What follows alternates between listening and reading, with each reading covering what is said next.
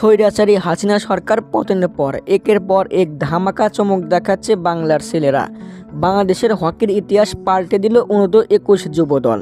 ওমানের মাস্কটে অনুষ্ঠিত হয় যুব হকি এশিয়া কাপ, যেখানে ফাইনালে মুখোমুখি হয় বাংলাদেশ অনূর্ধ্ব-21 দল ও থাইল্যান্ড অনূর্ধ্ব-21 দল। ফাইনালে থাইল্যান্ডকে 7-2 গোলে হারিয়ে ইতিহাস গড়ে যুব হকি বিশ্বকাপ নিশ্চিত করল বাংলাদেশ অনূর্ধ্ব-21 দল। বাংলাদেশের হকির ইতিহাসে এবারই প্রথম। এর আগে স্বৈরাচারী হাসিনা সরকার থাকাকালে কখনো যুব হকি বিশ্বকাপে উঠতে পারেনি বাংলাদেশ। আগামী বছর ভারতে অনুষ্ঠিত হবে যুব হকি বিশ্বকাপ। এশিয়া মহাদেশ থেকে 60টি দল অংশগ্রহণ করবে সেখানে। স্বাগতিক ভারত খেলবে সরাসরি। বাকি 6টি দল যুব এশিয়া কাপ থেকে নিশ্চিত করেছে।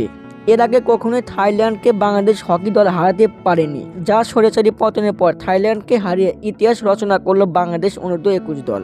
আগামী বছর যুব হকি বিশ্বকাপে ইনশাআল্লাহ বিজয় হবে বাংলাদেশ হকি দলের। বিডি নিউজ, হৃদয় হাসান।